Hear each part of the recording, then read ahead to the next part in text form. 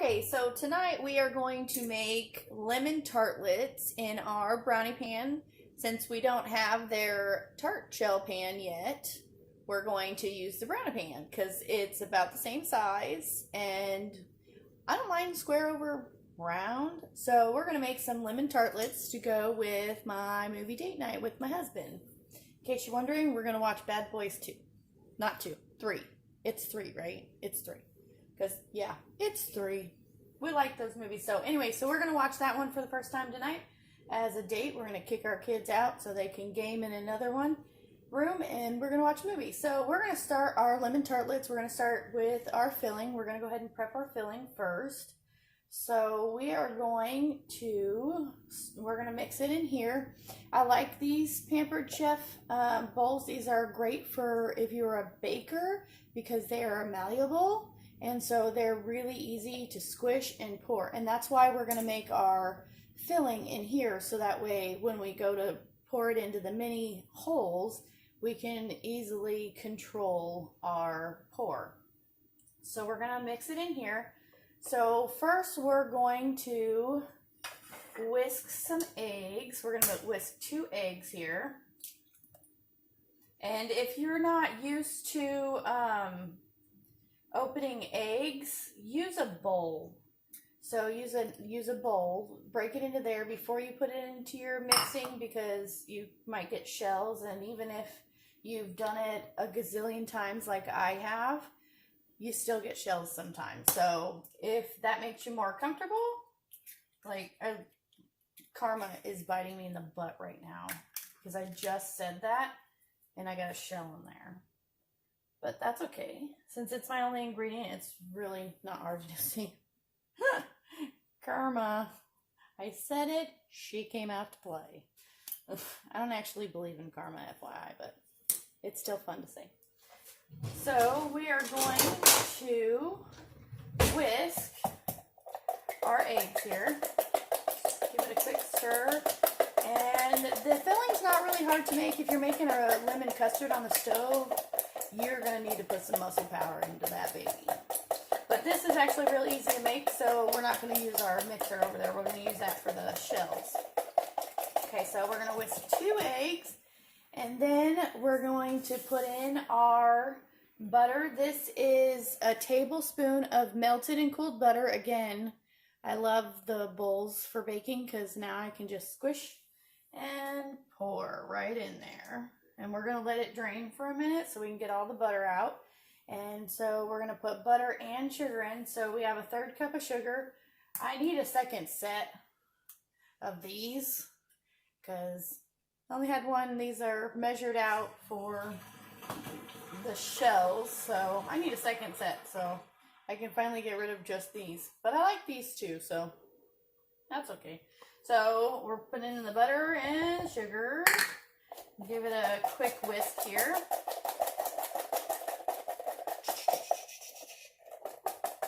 See? Mixed real fast. There's the camera. I keep forgetting my camera's at the top of the phone.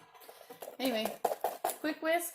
Got a little bit thick, but not too bad, so no muscle power needed for that. Well, maybe a little, but not a lot. Because we use muscle power whenever we move anything. Okay, so now we are going to, this is what we have our 2 bowls out for. We're going to zest a lemon in one and squish the lemon in the other because we need to measure out the size, and no lemon is exactly the same size. So we also have extra on hand over there should we not get enough out of it. So we're going to zest first. It's always easiest if you zest before you squish, just in case you were wondering on that. So we're just going to give this lemon a quick zest. And this right here takes some practice. And even I'm still not perfect at it, but I've gotten pretty good, I think. I mean, not a professional or anything, but if I was a professional, I'd be on the Food Network and not doing this in my home. But that's why I like to call my food perfectly imperfect. So when I do 1/2, I flip it over, and when you're zesting, you are pulling oil out of the zest. So in case you were wondering where essential oils come from, that's where they come from for lemon, is the zest. That's where they come from for all citrus. But That's why it gets all slippery. It's because you're releasing the oils. And that's also where you're getting that beautiful aroma too. So if you've never zested a lemon, do it. Even if you don't have a recipe for it, just do it. Just for the smell. I love the smell of zesting lemons and limes and oranges. Yeah, we got that pretty good. Look at that. So practice. And you get that. Oh, I love the smell of it. It smells like a lemon drop. So if you've ever had the lemon drop candies, which I don't eat anymore because I'm trying to be a little more healthy, and I do realize I say that while I'm making lemon tartlets, but anyway, that's what it smells like. That's what a real lemon smells like, is a lemon drop candy. Okay, so now we're going to I'm going to go off camera for a second, and I'm going to heat this up for 15 seconds to release some of the juices.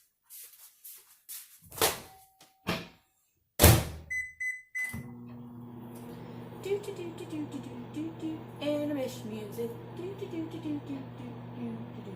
And yes, I realize I'm weird. That's okay though.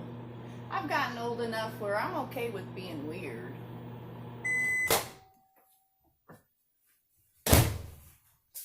The younger you realize that it's okay to be weird, the easier your life gets. Trust me on that one.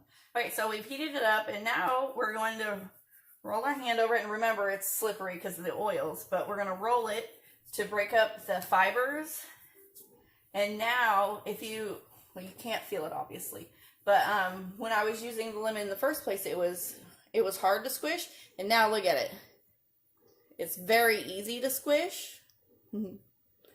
So you know you're ready for a lot of juice. So we actually have several recipes we're going to use for lemon over the next few days.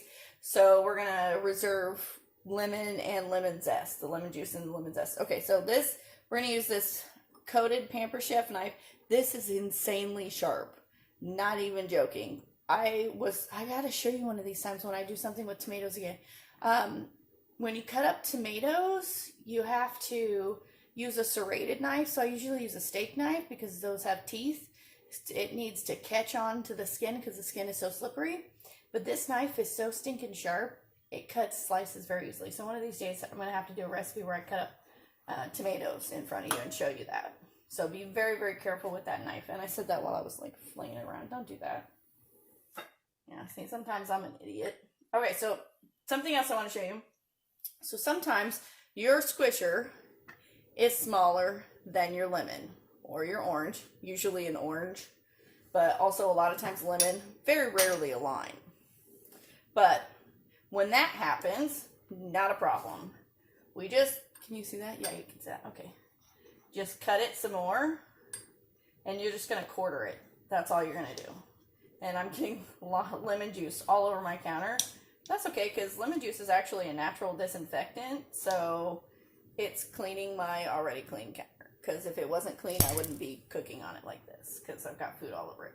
Okay, so now, since it doesn't fit in our squisher, and yes, I lose words all the time, so it's from having kids. They like say every kid you have is like having a stroke. I didn't believe it till now. You know, I've had 3 kids. I totally believe it now. So I'm going to call them weird words, and I mean, you can look them up and know what they are. So anyway, so they're much smaller now. Now they fit. So we're going to squish each one of them, and we are getting lots and lots of juice out of them. Whoop. Throwing lemon seeds here. Squish. And you want to squish a little bit gently, because if you don't, you'll end up with lemon juice or whatever you're juicing all over the place. So, something else. Oh, yeah, maybe you can see it. After you squish, turn it to the side. You see that? It dumped out. Forgot to do that with the first 2. So remember to do that, and you'll get more juice. So squish and turn. Actually, with this lemon, I'm actually getting more juice out when I turn it than when I squish it. Squish and turn.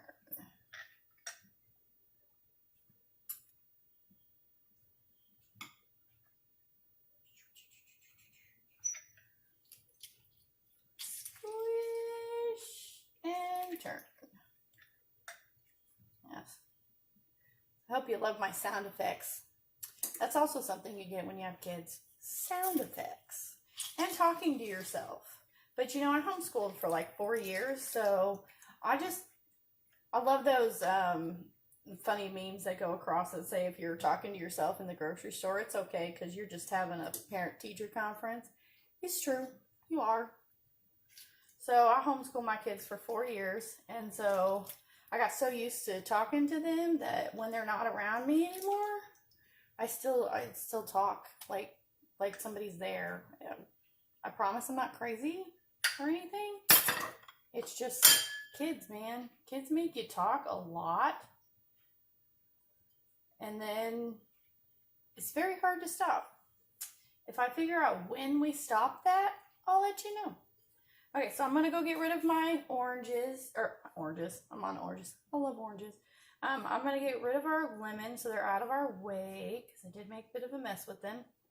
And I'm going to go rinse my hands because they're all sticky from the lemons.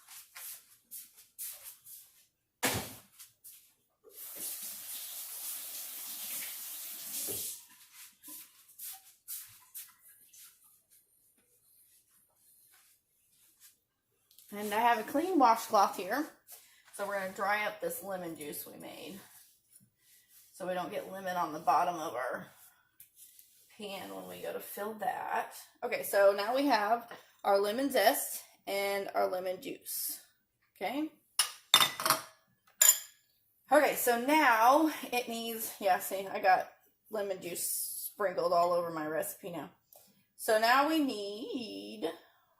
did 2 eggs, 1/3 cup sugar, a tablespoon of melted cooled butter. Oh, it doesn't even say up there. Yeah, whoever wrote this recipe, yeah, if I like the recipe, I'm going to have to rewrite this thing because just wow. Wow. Okay, so we need 2 teaspoons of lemon zest. And you know what? I got 2 tablespoons out because somehow I read 2 tablespoons. So hold on. We have our handy dandy teaspoons too. Okay, so it says we need 2 teaspoons of our beautiful zest. Oh, I'm telling you, you gotta smell that if you haven't. So you're just gonna pop it up in here. It's okay if it's heaping because yum. And the whole point of lemon is to taste lemon. Lemon zest and a lot of different things. It's really, really good. Okay, so we're heaping our little teaspoons there. So we got 2 teaspoons in there. And we have some left. So like I said, we'll save it for another recipe. I actually pulled out like 4 or 5 recipes with lemon so that I could keep reusing the leftovers. Okay, so we're going to go ahead and whisk our lemon zest in here. That way we mix it twice and then it'll be evenly distributed. Okay, and so now it says we need 3 tablespoons of lemon. Oh, you know what would be really good is using this to pour it. So we're going to pour the lemon juice in here so I don't have to try to pour it from a bowl. But it's harder to juice a lemon or any citrus in a small container. So that's why I like a bowl because then it has a wide top. So also good to note. You can always pour it into something else, but it's really hard to squish it all in here. You'll end up with it all over the place instead. Okay, so we need 3 of these. 3 tablespoons. 1, 2, and 3. And check this out. I want to show you this. No juice at the bottom there. No juice. I don't know if you can see that, but the juice cuts off right there where that tablespoon was, and there's no juice under here, which means this is really good. You see the juice on there? This is really good at keeping your liquids in line where they're supposed to be. So if you're doing like a 1/2 tablespoon, it won't go up under there and fill this area too, so you end up overfilling.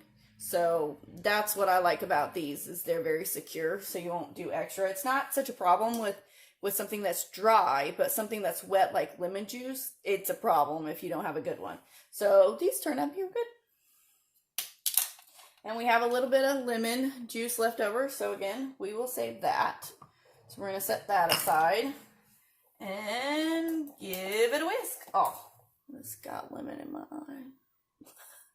That's right under my eye. Otherwise, I'd be owing right now.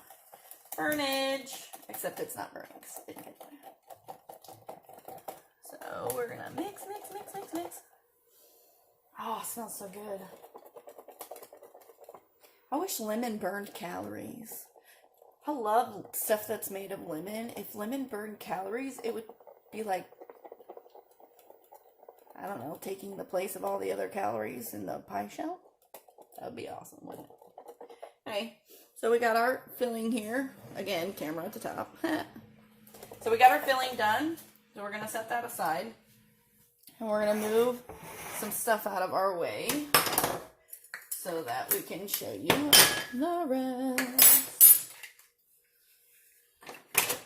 Okay, so our filling is just going to chill out right there. I'll put our eggshells in our dirty bowl.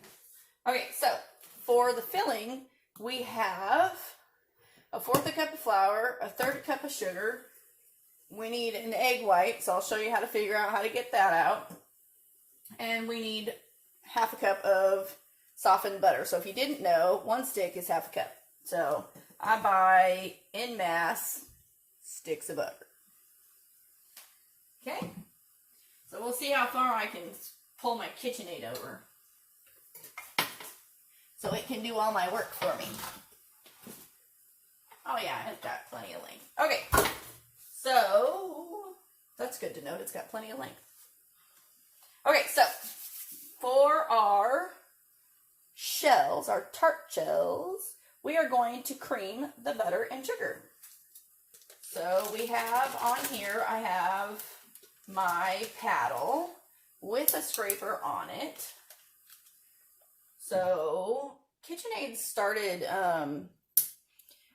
making their paddles and their whisks on their stuff smaller than the actual bowl.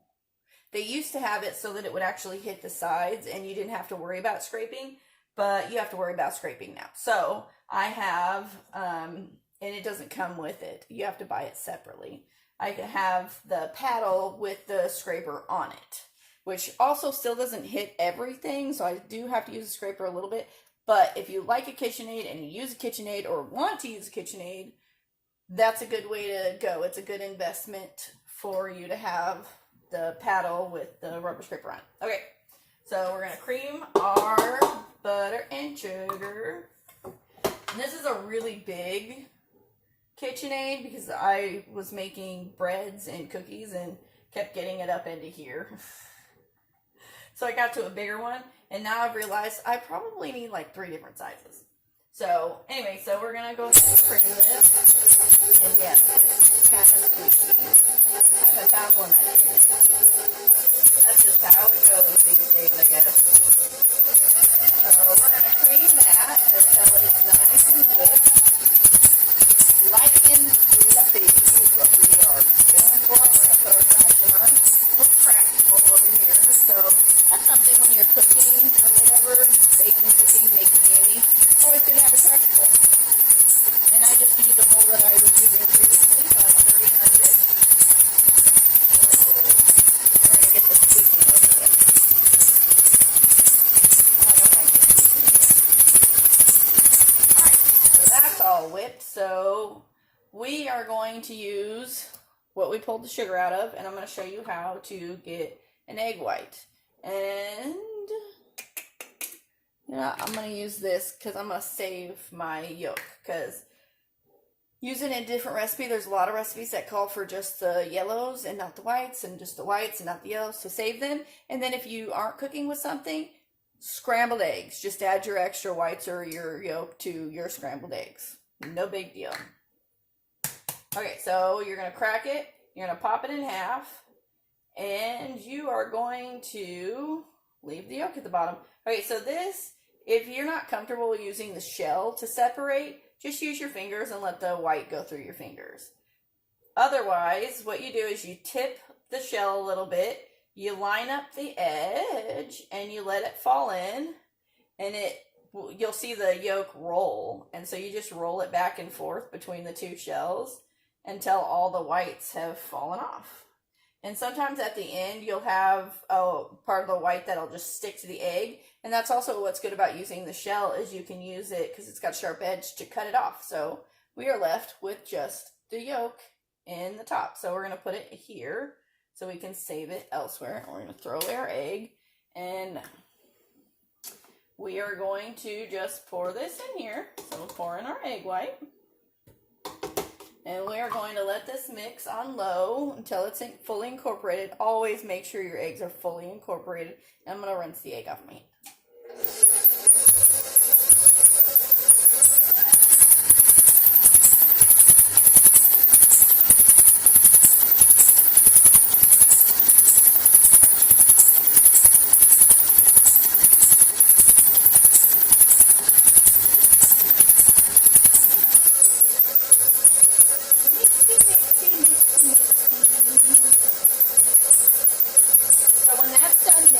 We have 1 1/4 cup of flour here, so we've already mixed it out.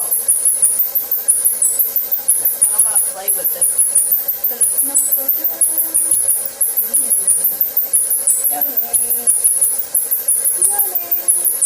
If you're cooking for other people, don't stuff your face in the bowl. But it's just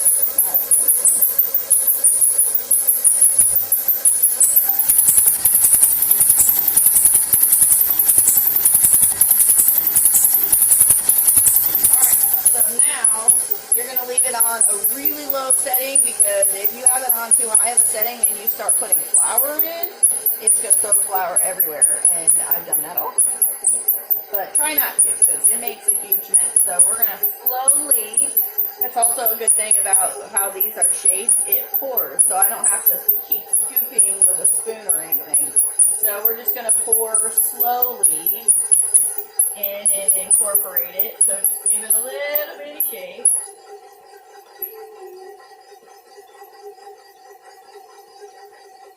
Slowly mixing. And it sat here while we were doing all of the other stuff. So you need to shake it up a little bit to separate it.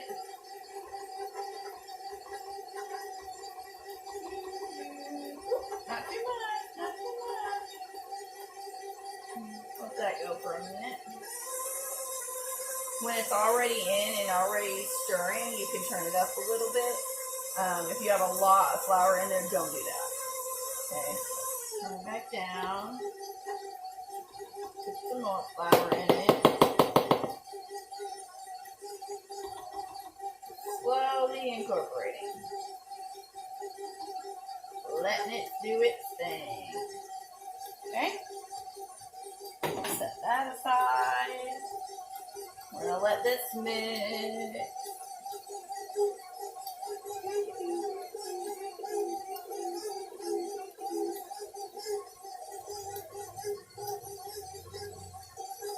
Alright, it looks like cookie dough, actually. So that's the texture that it is. It looks like sugar cookies.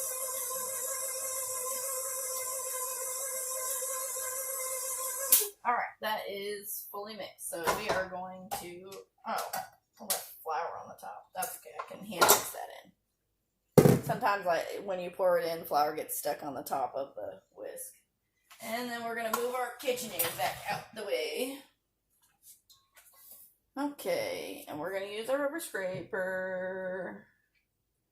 And these are rubber scrapers. They are not spatulas. If somebody ever tells you it's called a spatula, tell them that's what you cook with. This is a rubber scraper. You do not cook with these. They will melt. And they're made of rubber, so rubber scraper. That always drives me crazy when people say spatula. Hand me the spatula. If you ask me to hand you a spatula, I'm going to hand you a spatula. I'm not going to hand you a rubber scraper. They have two different names for a reason. Use them like that. Pet peeves, people. Pet peeves. Get that all off. We're going to scrape off the sides here. Make sure it mixed everything well. Stir back in that extra flour that we had hanging off the paddle. And check this out. It looks like sugar cookies. It's not though. It's tart dough. I've actually never made a tart before, so I'm not sure if the dough's supposed to look like that or not. But we're about to find out together. Okay, so we're going to move that down. We're going to grab our brownie pan. This is our Pampered Chef mini brownie pan. I like Pampered Chef pans. I only have a couple so far. I'm building my kitchen with them because that's how good it is. And they're solid. They're not going to bend. They're not going to warp. I've had so many over the years, even more expensive ones than Pampered Chef, and they've still worked. Okay, so I already sprayed the pan. We want to spray the pan first, and of course we have our Pampered Chef pump, spray, and then I left it aired up so that you could hear it this time. You'll release it. You hear that? You got to release the pressure, and then you can put the lid back on. Okay? You got to release the pressure or it will damage the mechanism. Okay, so what we're going to do here is I have a spoon that I put somewhere. Oh, here it is. I knew I had it somewhere. Okay, so we're going to use our spoon, and I'm just going to evenly distribute the dough here into each one. I'm not entirely certain how much dough it's going to be, so I'm just going to put a little bit in each, and then we will know how much goes in each. Because we can always add more, we can always take away. So we're just going to put that in there. And when we go to make the wells inside of the tart shells here, we might need to flour our hands because this is a little bit sticky. But it's supposed to make 24, and in case you didn't notice, there are 24 holes here. So we are just separating. You want to get them as evenly as possible so they cook as evenly as possible. But again, who's perfect? You know? Not even those people on the Food Network are perfect. And I love them. But they're not perfect either. I love, my favorite parts of their shows a lot of times are actually when they show us they're human. So that's why I like to say I cook perfectly imperfect. Also like to say my food is Americanized. If I ever write a cookbook, that's what I'm going to call it, Americanized. So don't steal that. So I say that because it doesn't matter what I'm making. I love to make a lot of different things. I love Italian food, Asian, Mexican, you name it. I pretty much make it and love it. But it doesn't matter what I do or what recipe I'm following, I always come back to Americanizing it. So I'll put whatever I feel like in it, whatever I feel like is yummy. And that's what I do. Okay, so we clearly are not quite as even because that's a tiny amount in that shell. So some of these thicker ones, we'll just take a little bit out and put it in there. So it's not a big deal. They all seem pretty close in size when you're looking at them. That one's a little bit tiny on the tiny end here. So is that one. All right. Okay, I think we got it pretty even. Pretty even. Oh, no, that one's really tiny. Ha! And as you're going through, if some seem bigger or smaller, you can always add or subtract in there. Okay, so we're just gonna push it down and up the sides because we want a well, okay? But make sure that you're not pushing it so much that you end up with the pan showing through the bottom, okay? This actually worked out just fine without flouring our hands. So I'm going to show you that. So here, how I squished it, and there's a hole there. There's a well. That's what it's called. It's well. Okay, and then I will be back when we're ready to fill it. Okay, so we have made our tart shells here, and we cleaned up our mess a little bit. So now we are just going to pour our filling into each hole, and be conservative when you start out, because you can always go back and put more, but it's going to be real hard to spoon it back out to go put it into another one.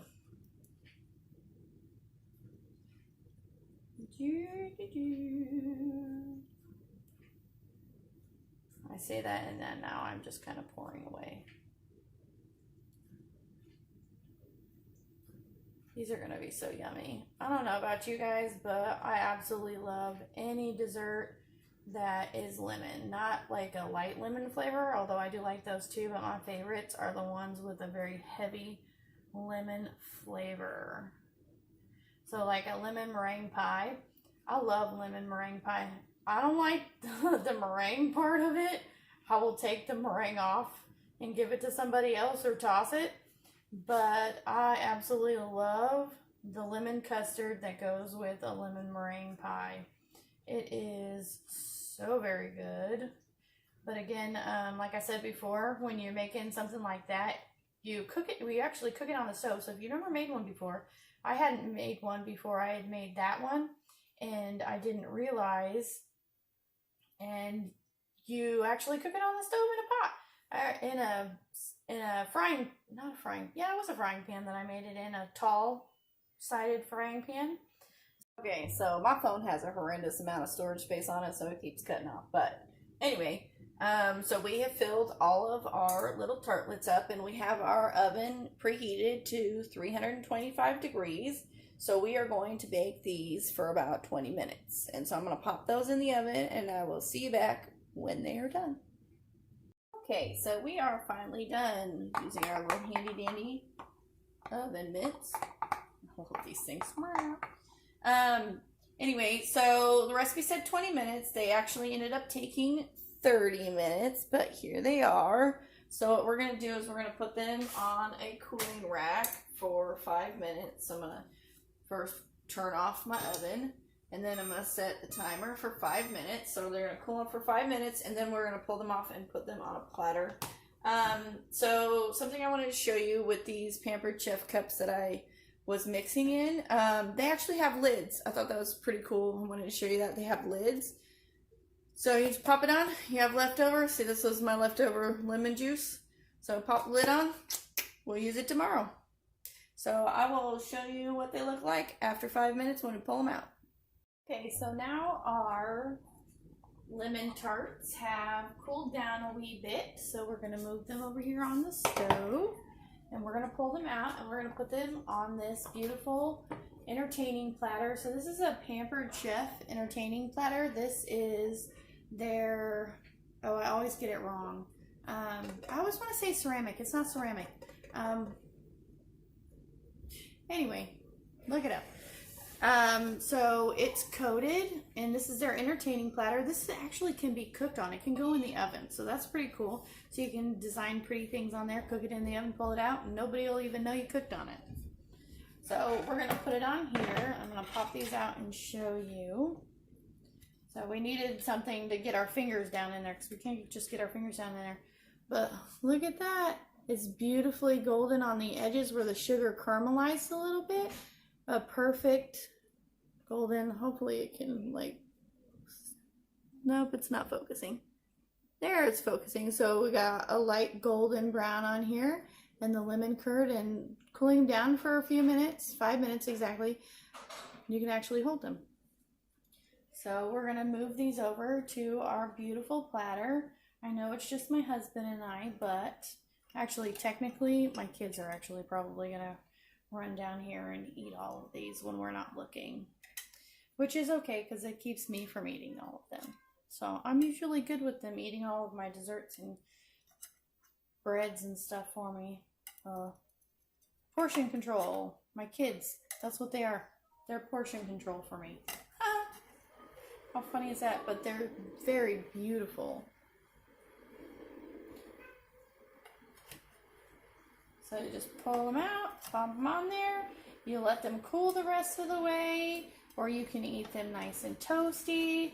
Whatever you don't eat, put them in a sealed container and refrigerate them, because remember we put eggs in here. So whenever you cook with eggs, you need to refrigerate them, which is a little bit odd sometimes because like these we have to refrigerate because we put eggs and lemon and stuff in them. But when you make cookies, you put eggs in that, but you don't refrigerate that.